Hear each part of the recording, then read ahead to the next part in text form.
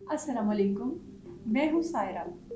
Def talk और met IQ ने मिलकर ऑनलाइन हेल्थ केयर के बारे में प्रोग्राम्स की एक सीरीज़ तरतीब दी है, जिसका मकसद ये है कि हम ऑनलाइन हेल्थ केयर के बारे में जानें कि ऑनलाइन हेल्थ केयर क्या है, इसके क्या फ़ायदे हैं और हम घर बैठे ऑनलाइन हेल्थ केयर यानी सेहत की सहूलियात से कैसे फ़ायदा उठा सकते हैं।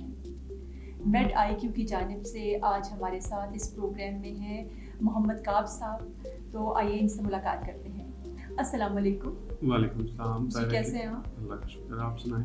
बिल्कुल ठीक, अल्लाह का शुक्र। अच्छा काब साहब, आप मुझे ये बताएं कि ऑनलाइन हेल्थ केयर क्या है?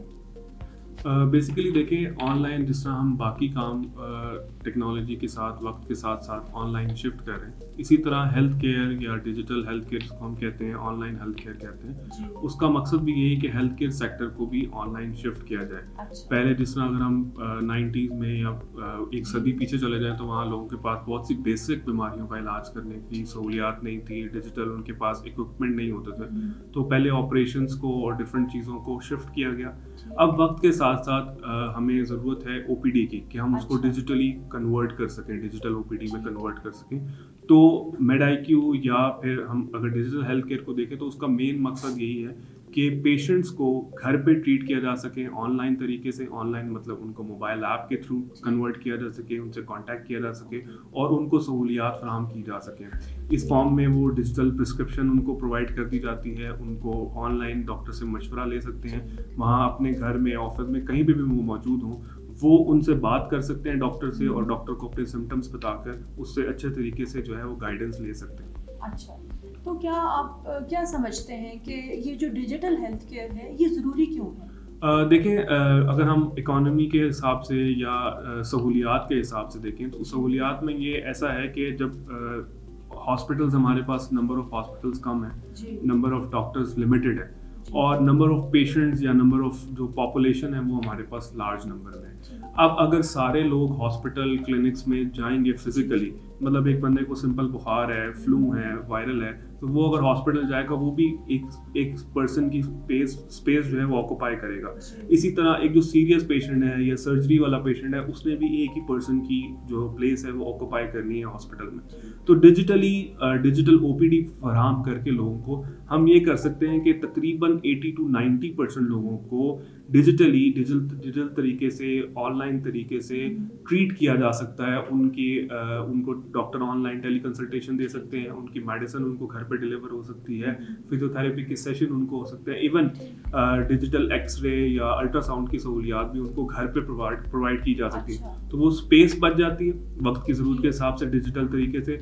और जो रिसोर्सेज हैं, लिमिटेड रिसोर्सेज वक्त के साथ साथ बढ़ते हैं, लेकिन डिजिटाइजेशन से फ़ायदा ये हो सकता है, ऑनलाइन तरीके से फ़ायदा ये हो सकता है कि कम से कम रिसोर्स के अंदर मैक्सिमम लोगों को आप सेहत की सहूलियात फराहम कर सकते हैं। ठीक है।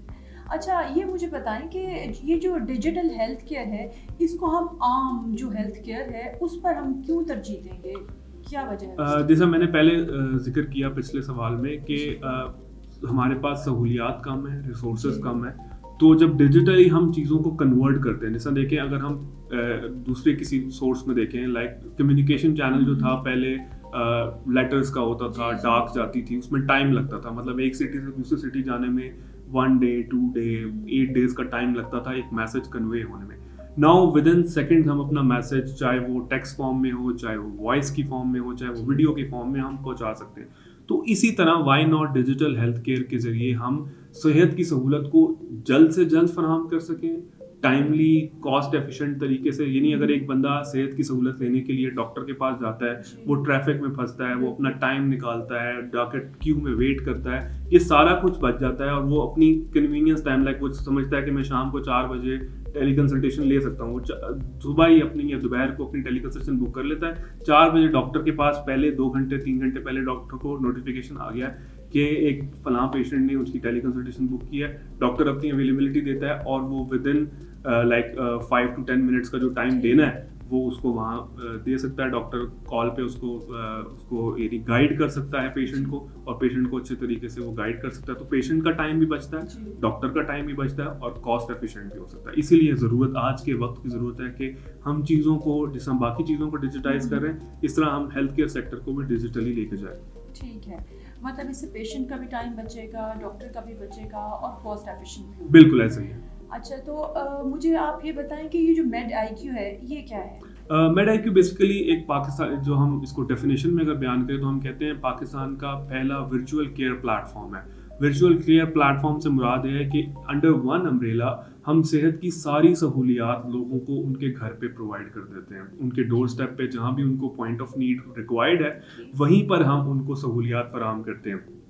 चाहे वो ऑनलाइन डॉक्टर टेलीकंसल्टेशन हो, ऑनलाइन फार्मेसी हो, ऑनलाइन लैब हो, यानी आपकी लैब की सैम्पलिंग घर पे हो जाएगी, फिजियोथेरेपी के सेशन रिक्वायर्ड है वो आपको घर पे मिल जाएंगे, नर्सिंग केयर चाहिए, नर्सिंग केयर आपको घर पे मिल जाएगी, यानी कि तमाम सहूलियात आपको अंडर वन अम्ब्रेला घर पे प्रोवाइड की जाएंगी। तो मेड IQ बेसिकली एक मार्केट प्लेस है डिजिटल हेल्थ केयर का। एक साइड में हमारे सर्विस प्रोवाइडर हैं, लाइक डॉक्टर्स हैं, लैब सर्विसेज वाले हैं, डायग्नोस्टिक सर्विसेज वाले हैं, वो लोग एक तरफ हैं, और दूसरी तरफ पेशेंट्स हैं, लोग हैं जिनको सर्विसेज चाहिए। तो मेड IQ एक ब्रिज का काम करता है उनके दरमियान, कि इधर से रिक्वेस्ट पुट होती है, और अंडर वन अम्ब्रेला एक पेशेंट को जितनी रिक्वेस्ट है वो सारी रिक्वेस्ट यहाँ पुट कर देता है, और वन बाय वन हम उनको सारी टिकर कर देते हैं। डॉक्टर को चेक कराया, डॉक्टर ने प्रिस्क्रिप्शन में लैब टेस्ट लिख दिया, हमने लैब को क्यूरी साइन कर दी, लैब का बंदा आया, फिलबॉटनिस्ट आया, उसने आपका सैंपल ले लिया, उसके बाद आपको मेडिसिन चाहिए, मेडिसिन आपके घर डिलीवर होगी, आपको एक्सरे अल्ट्रासाउंड किसी चीज़ की रिक्वायरमेंट है, उसकी टीम आ गई, उसने आपको एक्सरे या अल्ट्रासाउंड प्रोवाइड कर दिया।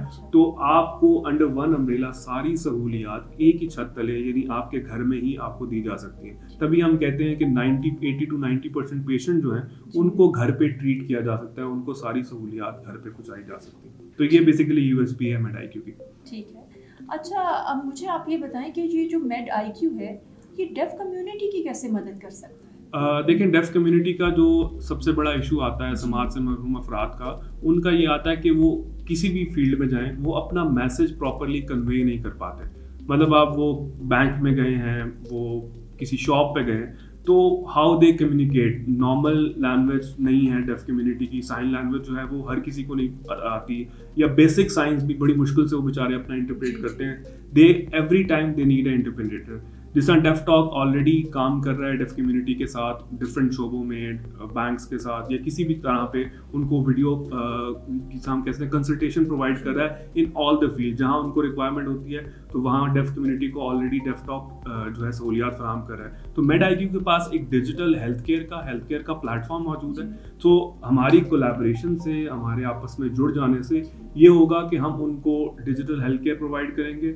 लाइक उसमें जो नॉर्मली हमारी डिजिटल हेल्थ केयर है उसमें ये है कि टेली कंसल्टेशन में एक साइड पे पेशेंट होता है, एक साइड पे डॉक्टर होता है, तो हम इसको ग्रुप कॉल में कन्वर्ट कर देंगे, जहाँ पे एक तीसरा पर्सन इंटरप्रेटर ऐड हो जाएगा, कि पहले डेफ पर्सन, समाज से महरूम अफराद जो है वो अपना क्यूरी को डिफाइन करेगा, लाइक उसको प्रॉब्लम क्या है, वो अपनी साइन लैंग्वेज में अपनी एक्सप्रेशन, अपने सिम्टम्स को डिफाइन करेगा।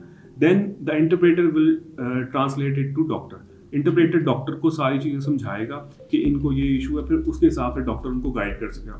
It will take time, like normal teleconsultation अगर 10 मिनट की है तो ये 15 to 20 मिनट ले सकती है, लेकिन ये है कि इस तरह डेफ कम्युनिटी को सर्व कर देगा। ये सबसे मेन पॉइंट होता है जहाँ पे एक डेफ पर्सन अपनी फीलिंग्स, अपने सिम्टम्स, अपने जो भी अलामात हैं उनको डिफाइन कर देता है। देन बाकी चीज़ें तो हैं कि उनको मेडिसिन डिलीवर हो जाएगी, लैब की सैम्पलिंग हो जाएगी, वो तो एक रेगुलर चैनल के थ्रू होगी। सबसे अहम ज़रूरत जो है वो है कि उनको डॉक्टर ट्रीट कैसे करता है, या डॉक्टर उनको उनकी बात पहले समझता है, देन उनको समझा देता है। तो मेड IQ इस तरह डेफ कम्युनिटी की हेल्प कर सकता है with the help of deaf talk. बहुत शुक्रिया काब साहब, हमारे साथ रहने का शुक्रिया।